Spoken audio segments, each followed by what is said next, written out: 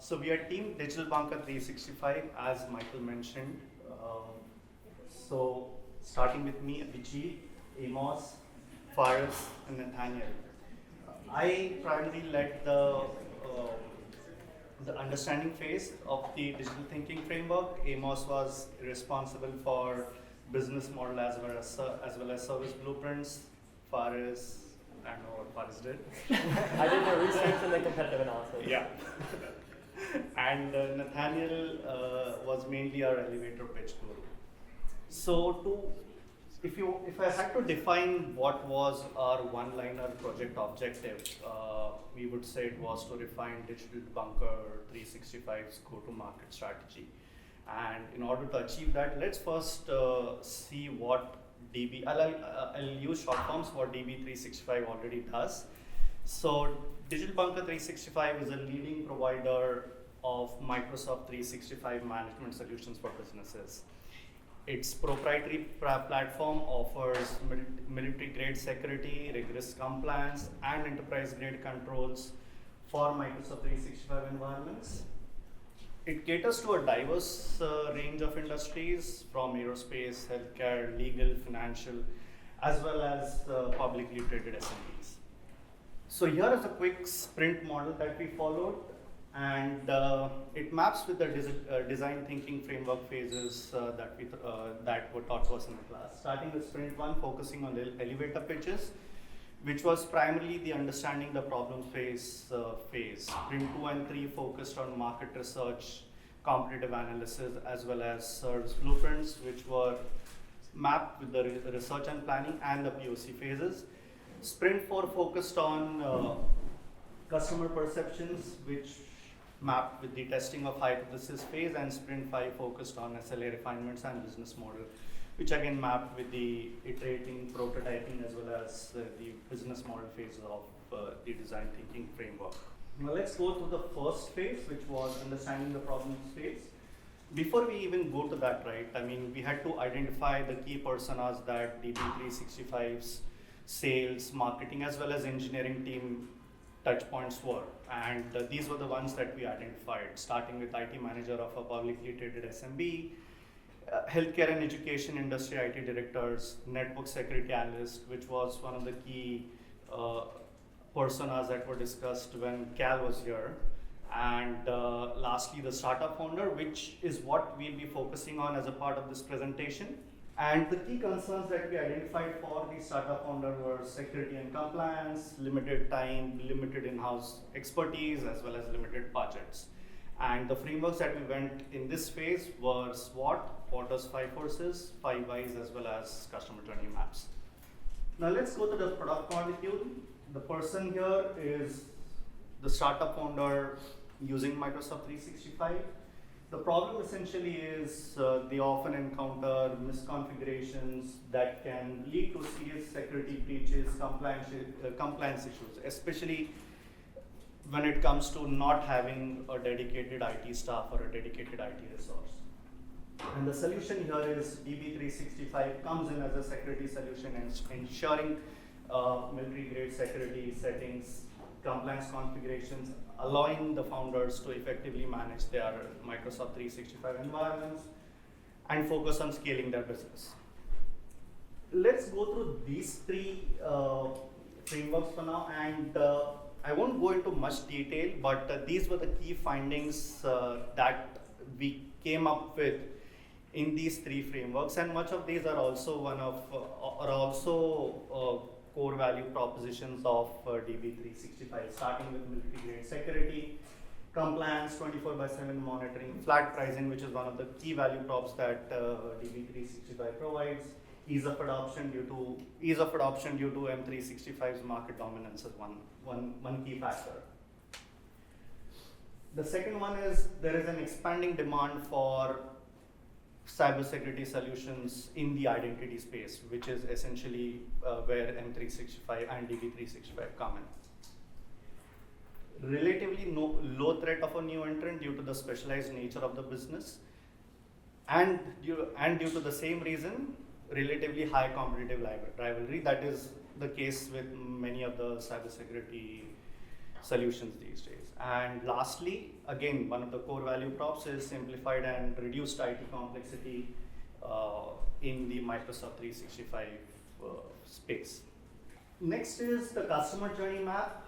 This map focuses on the startup founder persona, and again, we'll not go through the complete map, but I'll just walk you through the key customer mindset or the key customer thinking in each of these phases. Starting with the awareness phase where the startup founder is typically worried about vulnerabilities and security breaches in Microsoft 365.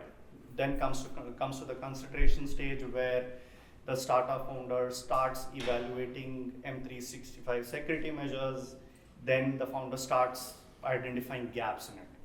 And the decision phase wherein the founder ensures seamless integration with Microsoft 365, and that's when the founder starts seeking support, internal or external.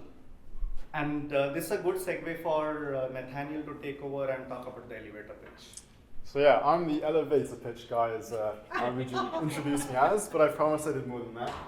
So throughout this whole process, we actually refined this several times and did a lot of back and forth with Michael, who gave us some very good feedback when we initially came up to him with our initial elevator pitches. We learned a few important things when coming up with this. Elevator pitches had to be concise, around 30 seconds. You had to get to the point, and you had to make sure it was easy to understand, where you don't use technical words or a lot of jargon, which could kind of cloud the understanding of your audience. And so this is what we came up with. With the help of Michael and also our own sort of input here, Digital Bunker 365 manages Microsoft for businesses. So if you all walked out today, you would understand that Digital Bunker manages Microsoft for companies. Our proprietary platform delivers ministry-grade security, banking-level compliance, and enterprise-grade controls for our clients.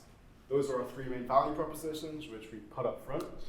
We're trusted by publicly traded firms and companies in aerospace, healthcare, legal, and financial services to optimize their Microsoft environment securely. And so that adds an element of social proof and shows that we're trusted among some of the most highly regulated companies in the world. And lastly, we have a call to action. Learn how we can fortify your company's digital infrastructure at digitalbunker365.com. So that's the elevator pitch which we landed on, and we also added our own customizations to suit different customer personas. Going a little bit into the research and planning phase, it was important to not only evaluate the positioning of Digital Bunker, but also future opportunities. We started off with a competitor analysis to evaluate other parties, but also to understand Digital Bunker's unique product solution. Now, since the product was so specific, it focused in on the Microsoft 365 environment, it was actually kind of difficult to find a true one-to-one competitor. So we decided to broaden our analysis to kind of encompass a more holistic approach to better analyze alternative solutions customers may be looking at. We categorized the three kind of companies, we categorized the companies into three segments. The one being an all-in-one SaaS management service, the second being an M365 SaaS specialization, and the third being M365 management. Now, when it came to that all-in-one service, they kind of had that unified IT approach, but really lacked that specialization, again, within the Microsoft environment.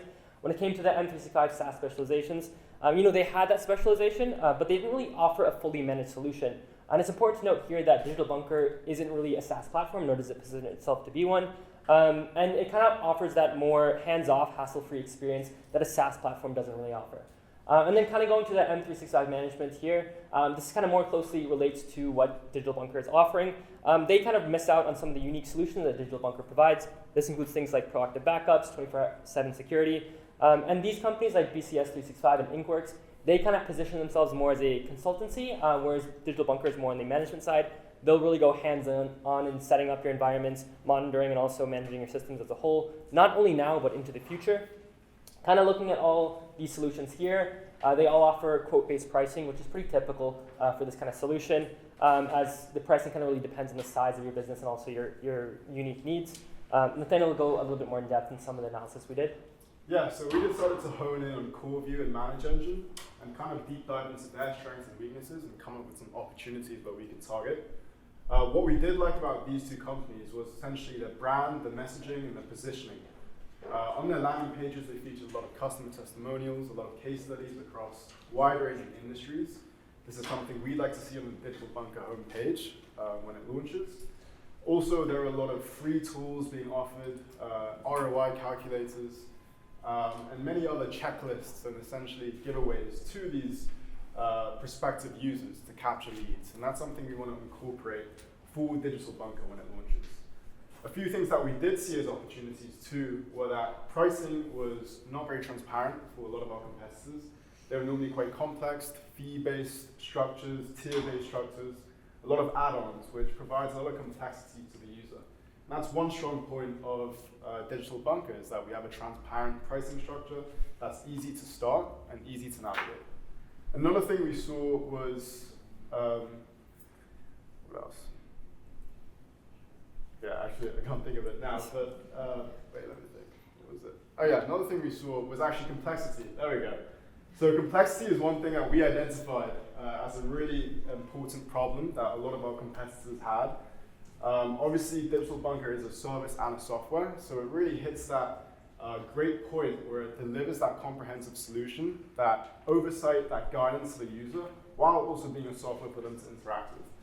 And a lot of these softwares have very intricate, complex features that actually resulted in a negative user experience that made it hard for these softwares to be used by small to medium-sized businesses with smaller or less experienced IT teams. And so Digital Bunker really can land in that middle ground between intuitiveness and also comprehensiveness. Further diving into some of our research, we also decided to look at some stats and trends within the market to really understand who Digital Bunker is really for. So we kind of went for this top layer approach where we looked at the 33.2 SMBs within the US, which account for about 99.9% of all firms. Of those, about 75% give at least some importance to technology, and of those, about 45% rely on some external consultants to manage their technology for them, with a preference for those who can offer a full service. And then kind of going a little bit more industry specific, we also looked at the 3.5 million companies that are in the education and health services space. That accounts for about 10% of all SMBs. And they respectively spend about 35 billion and 120 billion on technology and also cybersecurity. So all this research kind of went to show that people, want, need, rely, and are also willing to spend on managed security solutions. So a lot of opportunity for Digital Bunker to kind of go in and tap into some of this. Ultimately, this helped us define our TAM, SAM, and SOM. For our TAM, we actually broadened it a little bit to incorporate the SMB market within all English-speaking countries. And the reason for this was because Digital Bunker, offers that 24/7 support. So theoretically, they can really serve anywhere in the world in any time zone. And then for our SAM, we used all M365 users within the US, bringing us to 117 million seats. And then we used a 1% obtainable market share for our SOM, bringing us to a little over 1 million seats in total. One thing to note here is kind of the future of this. We can kind of see some high potential for organic growth within the SAM and SOM. Not only is Michael very optimistic about the adoption of Microsoft 365 within the future, it's also something that we've seen in our professional lives as well. Microsoft, as you may know, has experienced some pretty significant growth in the past decade alone. It's now the third largest company in the world, kind of fighting for those 1 and 2 spots with Apple and NVIDIA. And we see that kind of growth continuing into the future. Another thing to consider here is that 1% obtainable market share that we use. As Digital Bunker continues to grow and expand, it's very possible that could be a conservative estimate that we use. And there's potential opportunities to really kind of tap in to that SAM more as they continue to grow. Yeah. So now in this proof of concept sprint for our project, we want to think about now customer has landed on, they've decided they want to start to consider Digital Bunker 365. Now our sales team has to engage the customer. So like Nathaniel said earlier, complexity is a big problem in this space because cybersecurity it's a very abstract concept to most people. Like if you ask them what they think about cybersecurity, they might just think of antivirus, firewalls, and that's it. So what we wanted to do is basically find a way to break down Digital Bunker 365 for the customer into its various verticals to make it very understandable for the customer and to get rid of some of this complexity. So in our course of the Capstone project, we came across a service blueprint which fits this objective very well. It helps to break down the different service verticals of Digital Bunker 365 for the customer, and basically outlines which areas the customer will come in to interact with Digital Bunker 365 and how they can expect the interaction to go. So basically, what it does is basically, like I said, it provides a way for the customer to have expectations managed at the start before they start to use the service. So what this does for the startup founder, or basically our hypothetical customer, is that it gives them increased clarity and understanding of the service. And as such, we can enhance confidence in Digital Bunker 365 by having clear visualization of the value and benefits that it can bring to their business. And finally, they can use this prototype or this service blueprint as a way to easily integrate Digital Bunker 365 into their existing processes. So when we brought this service blueprint to Michael, basically the feedback that we got is that while the service blueprint was very useful for perhaps an internal team to think about how they may engage the customer in the sales process, it may not be a very good customer-facing tool per se, because perhaps the backstage and support processes sections perhaps will be deemed too transparent to the customer for external viewing. And so we need an even simpler customer-facing tool to engage the customer in the sales process. So this tool, basically this tool that Michael had in mind is basically a service level agreement that the sales team can actually use to engage the customer when they're talking to the customer face to face. So this was the pivot that our group went through in designing the POC. So we move on to the next phase of our sprint, which is the testing of hypothesis. So this is actually one of my favorite parts of our project during the whole process of the project.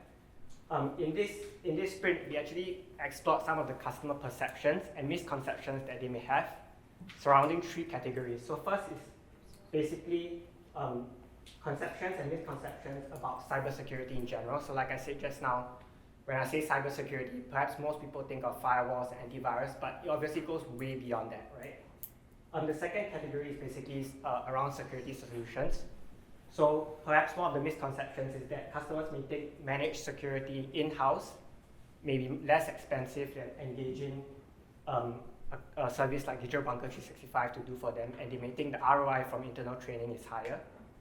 And finally, we wanted to go more specific to M365.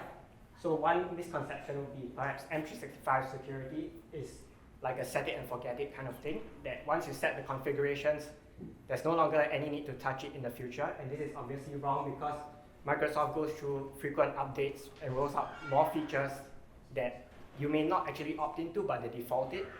So you constantly need to monitor this and to make sure that your configuration changes as the upgrades come. So while we didn't have an opportunity to engage Digital Bunker's 365 customers directly, we actually met with Michael in person during this portion of the sprint to go through some of these hypotheses and misconceptions.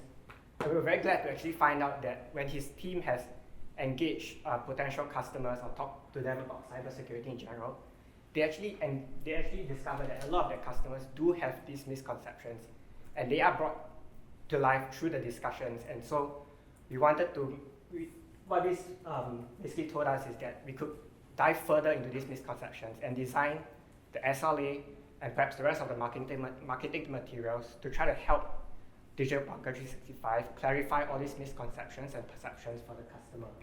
So during this sprint, our team was actually able to provide recommendations to Michael about how his team may perhaps address some of these concerns going forward. And then kind of quickly going into the iterating and prototyping phase, we found ourselves in a little bit of a unique situation since Digital Bunker is its own kind of managed solution. It was hard to create a physical prototype. So Michael had the idea of actually coming up with an SLA, or a service level agreement. And our service level agreement, kind of still wanted to go in and define some of the expectations and responsibilities of the product. And kind of one of the things that resonated with us is when Michael said that an SLA should be simple, but not simpler. And this basically kind of outlines that an SLA should be easy to understand and read, but not to a fault where it actually brushes over some key expectations and assumptions. Also, the cross-functionality of an SLA, we took perspectives from customer, sales, engineering, and stakeholders. Nathaniel, if you could quickly go over some of the specifics we went through. Yeah, sure. So I won't dive into too much depth here, but I'll give a quick outline of the main points covered in the SLA. First, we have service availability, and we covered that there will be 99% uptime guarantee, as well as 24/7 support. Performance metrics include benchmarks for the time to response. Customer obligations include what the customer must have in place for this partnership to start. Termination, exclusions, what's not covered by the the service. Prerequisites, what's needed for the customer to actually start this partnership. Response times, a deep dive into our standards and benchmarks for how quickly we'll respond to critical, high, medium, low issues. reporting, frameworks for daily, monthly, quarterly reports, confidentiality, or adherence to important data regulation frameworks, liability and warranty, review and revision, essentially where we have flexibility in adapting this SLA to customer feedback. And quickly, just to go over our BMC, this was a very useful diagram for us to visualize the important aspects of the business. It really helped us identify the four main value props, which really came because of the unique position Digital Bunker is. It's not just a software, it's not just a service, but it's in the middle as this managed service. And it really gives a very valuable proposition, if you pardon the pun, to many customers. It helps us visualize a lot of the key activities in helping us retain and close these customers, as well as the customer segments, the customer relationships, because actually what acts as the motivations to drive these customer relationships. And finally, a cost structure and revenue streams, a helpful way to look at it. And one important thing we loved is providing good service to the customer will eventually lead to sales growth, as customer growth is correlated to sales growth. So to conclude, we'd like to thank Michael for being such a great sponsor for us. We learned so much under his guidance.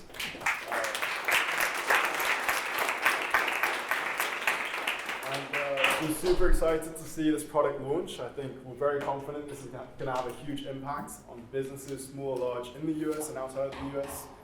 I think we've seen so many major security news recently, so if anyone in this room uses Microsoft, great client over there, take a look at Digital Bunker, because you never know how much you'll need it before it's too late. So, any questions or comments? No, they did a great job. I mean, so it was, I'm actually let John give some comments, because he's a customer on the other side. So John, we want to hear from you. Pressure. Yeah, I wasn't really preparing the question. I guess the one thing I don't know is what is the product? Like, you talked about what it can do for you, but not really what it is. Is it an agent that runs on your machine? What parts of SOC does it affect? What kind of reports do you get? How does it stop things? Or, you know, how does it do the work? What is it? You want to feel that? Okay. So, as Nathaniel mentioned, right, I believe it's a combination of everything. It's not an agent that runs on your system. DB365 has a platform which they plan to release later on, but not now. If it was a one-liner, I would say it is a managed security solution for your Microsoft 365 environments. If I could interject, I thought this was very comprehensively done, but usually when I hear this kind of an SLA conversation, I hear the phrase use case. Here are the use cases the SLA is designed to support. You've given a macro view here, but what are the three use cases that would blow people away in regards to how you manage security?